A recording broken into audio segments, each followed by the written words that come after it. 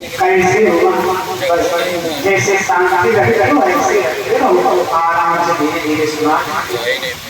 जब प्रजापति ने अपनी 27 पुत्रियों का विवाह चंद्रमा के साथ कर दिया गया।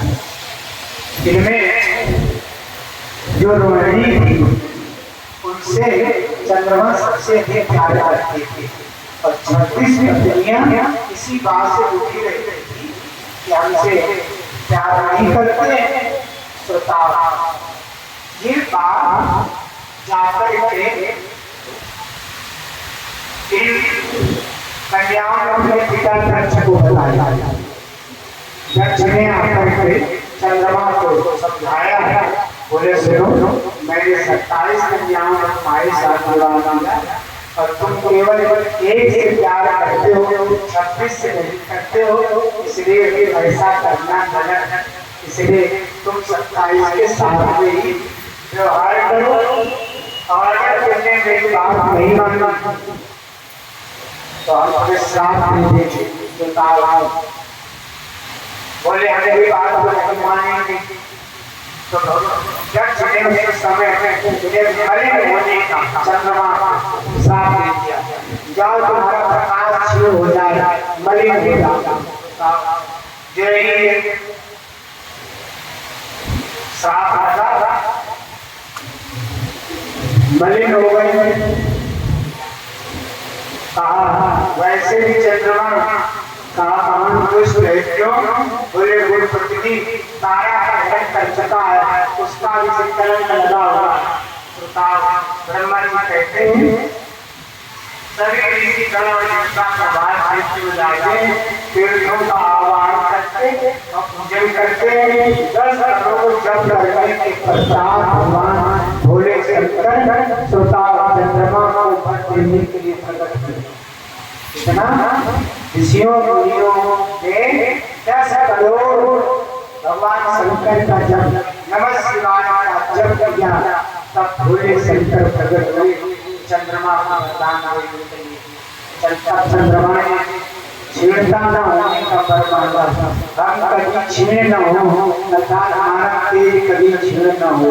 भगवान शंकर ने कहा, सुनो चंद्रमा, दक्ष प्रजापति का जो साप बना है उसे कोई हटा नहीं सकता है, हम मना कर सकते हैं। कृष्ण पक्ष में 15 तक तुम छीने रहोगे और शुक्ल पक्ष में एक कला करके बढ़ते रहोगे। यह सुनकर चंद्रमा प्रसन्न हुए, सभी देवता खुश हो गए, भगवान शंकर की स्तुति करने लगे, प्रणाम करने लगे, अपने स्थानों को चले गए। तब वहीं पर सबने सबके जाने के पहले जिस पार्थिव मूर्ति बना के और ऋषि मुनि जब कर रहे थे, भगवान सबके देखते देखते शंकर जी उसी पे प्रकट हो गए। तब भगवान शंकर का नाम पड़ा, बोलो सोमेश्वर भगवान शिव जी उसी में पार्वती के सही निवास करने लगे। फिर सबने पूजन किया, वरदान मिला, वहां से लोग चले गए। वहीं पर भगवान शंकर ने कुंड का निर्माण किया, इस कुंड का नाम चंद्रकुंड। इसमें स्नान करने से सभी पापों की निवृत्ति हो जाती है।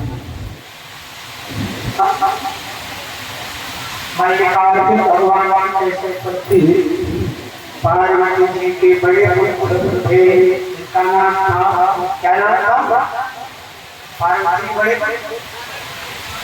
श्रोता हो कथा याद रखना। कार्तिकेय जी अपने विवाह के लिए शिव जी के कहने से पूरी परिक्रमा करने चले गए। रास्ते में नारद जी से भेंट हो गई।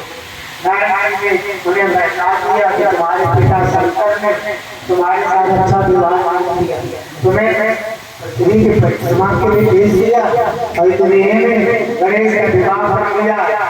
ये शंकर कार्तिकेय जी क्रोध में बढ़ गए, कैलाश पर जाकर के माता पिता को प्रणाम करके चलने लगे। पार्वती ने बहुत समझाया, मैं बड़ा होना चाहिए था। और आपने छोटे का विधान कर दिया, ये पक्षपात किया है। नारद जी की बुद्धि में समझा दें बड़ा काम करे। हाँ बस ये नहीं रुके और जाकर के क्रंच पर्वत पर तब करने लगे और माता पिता शंकर पार्वती दुखी हो गए, मनाने के लिए गए लेकिन वही भगवान क्रंच पर्वत पर ही कार्तिकेय शिवलिंग बनाकर पूजा करने लगे।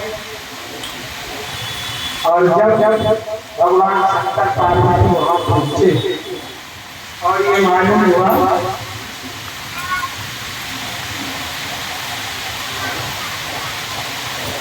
कार्तिकेय जी को मेरे माता पिता आ रहे हैं, तो तुरंत पर्वत छोड़ करके दूर चले गए। जब सरकार वहां कार्तिकेय जी नहीं मिले तो भगवान शंकर पार्वती उसी ज्योतिर्लिंग में सरकार विराजमान हो गए और तभी से बोले उसका कार्तिकेय जी ने पूजन किया था। मल्लिकार्जुन नाम से प्रसिद्ध हुआ। बोले मल्लिकार्जुन भगवान के। उसके बाद महाकालेश्वर भगवान की कथा आती है। अवंती नाम की नगरी में एक ब्राह्मण रहते थे, बड़े शिव भक्त थे। ये के पास भी पूजन किया करते थे। शिव की कृपा से ब्राह्मण के यहाँ किसी चीज की कमी नहीं थी। सारे सुखों को भोग करके ब्राह्मण शिव जी के परम भक्त को प्राप्त हुआ। इस ब्राह्मण को 4 आंखें थी। कहीं भी शुभ सुनन केवल देखो कथा पढ़ने नहीं पड़े, घर में जाने बच्चे पूछेंगे अम्मा कौन कथा सुनिए, बैठी तो नहीं लेकिन हमें कुछ ज्ञान है ना, इसलिए पहले जान कथा ना कुछ लेके। तो इस ब्राह्मण में आपके 4 बेटे थे, देवकी, मेधापुरी, शुक्र और भरतबाबा। इन चारों पुत्रों को ये चारों पुत्र ही पिता के समान भक्त थे। अवंती नगरी के पास ही रत्नमाला नामक पर्वत था। उसी पर्वत में राक्षस रहता था, उसका नाम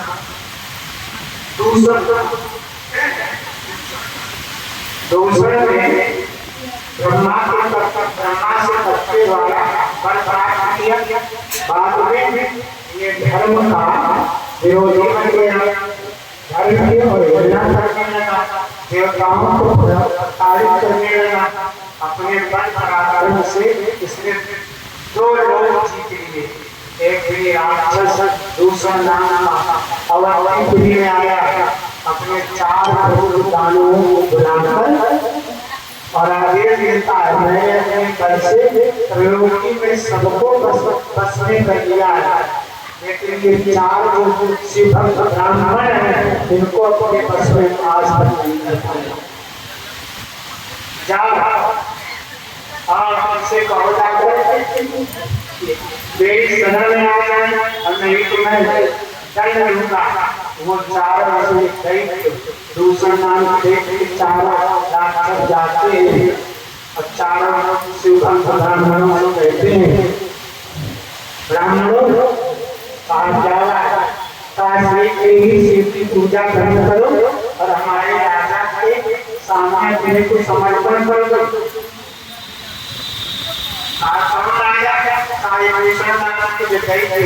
दो लोगों को मुझे प्राप्त कर चुके, तुम ये 4 लोग बांटी हो। इस समय ऐसा 4 ब्राह्मणों ने देखा, कहा अरे ब्राह्मण दुराचारी कहाँ से हम उपद्रव करने के आए, उन्हें प्रभु तुमको मौत के घाट उतारा और तो यहाँ भी आ गया हमें मारने के लिए, हमें अपने बस में करने के लिए।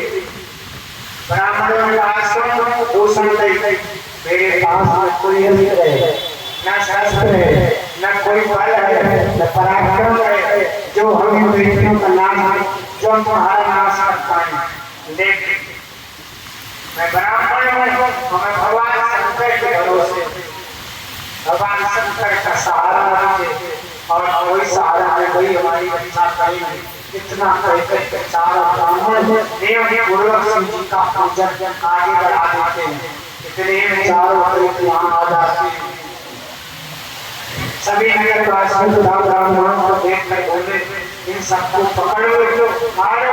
लेकिन शिव भक्त ब्राह्मण निर्भय होकर शिव पूजन में लगे हुए थे, कोई चिंता नहीं थी। और जिस समय में दानव और देशी ब्राह्मणों को पकड़ने के लिए आगे बढ़े शिवलिंग के नीचे की भूमि भीषण आवाज करती एकदम फट गई। जमीन जब फट गई तो उसे भयंकर हुंकार निकली। चारों दैत्यों की सेना और दूषण नाम के दैत्य का सरकार विनाश हो गया। भगवान शिव जी के इस अद्भुत चरित्र को देखकर सभी मुनि लोग प्रसन्न हो गए। आकाश से फूलों की वर्षा करने लगे। शिव जी ने ब्राह्मणों को वरदान मांगने के कहा। ऐसी जब भक्ति हो तब भगवान जो नहीं पूजा कर रही अचानक चिंची ने काट को से पूजा कर ली पकड़ गए से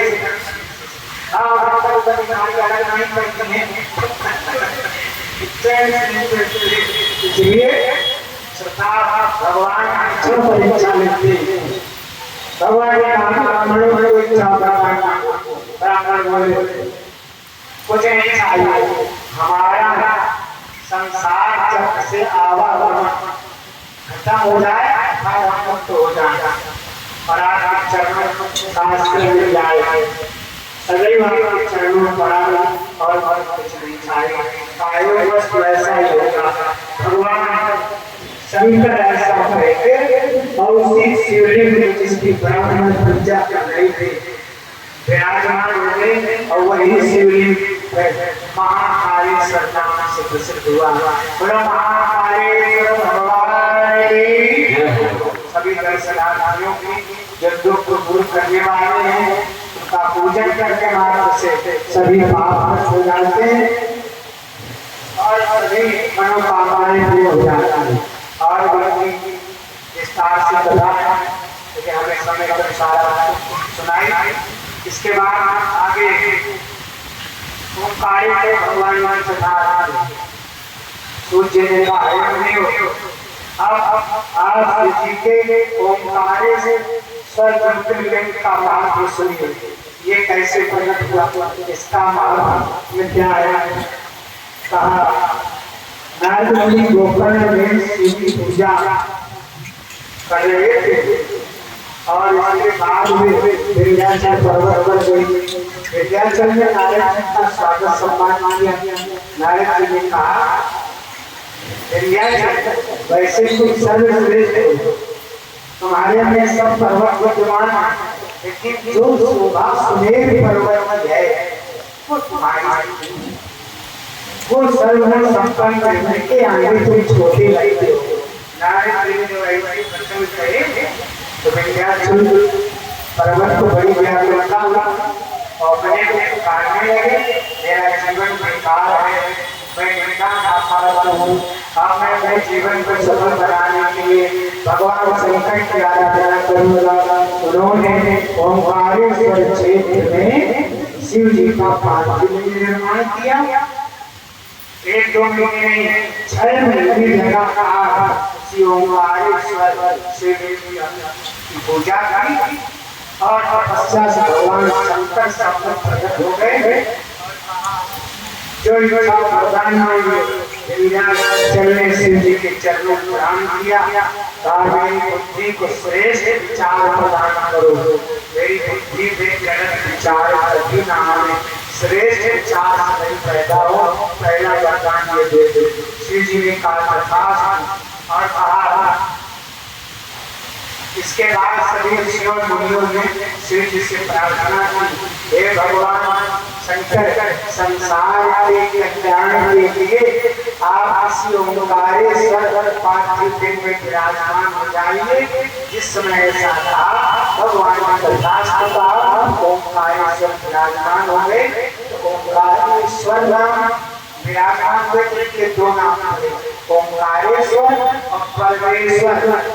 दो नाम बोलो आर्य भगवान की परमेश्वर भगवान की आगे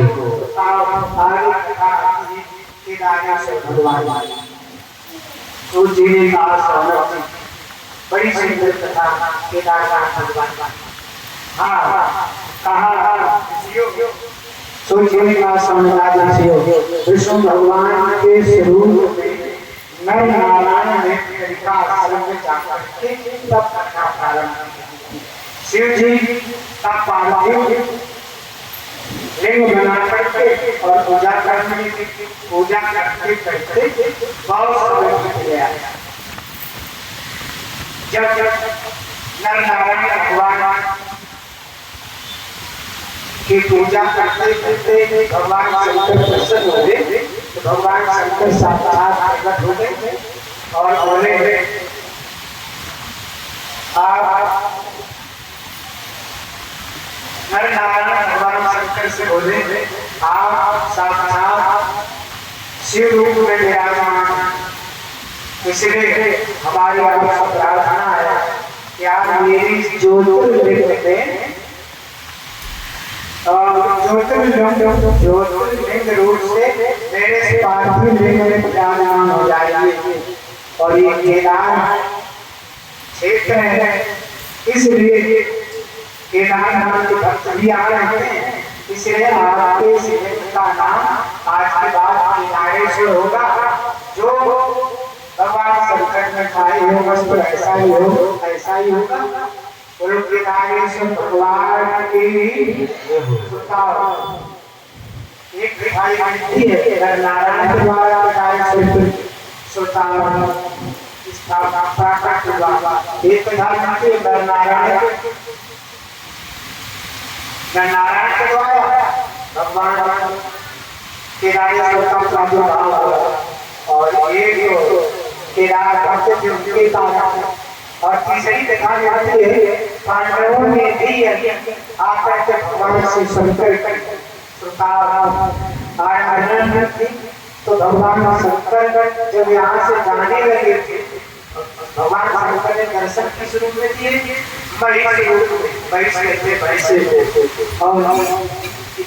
पांडव लोग समझ नहीं पाए शंकर है लेकिन धर्मराज जब जान गए तो जब भगवान शंकर वहां से अंतर्धान आने लगे तो पांडवों ने पूंछ पकड़ के सुनता हुआ और उसे पूंछ के सहारे ही और कहाँ भगवान का इसके रूप में जैसे चल करके अपने लोग गए तो पांचों पांडवों लोग एक साथ चले गए ये भी कथा है बोलो केदारेश्वर भगवान की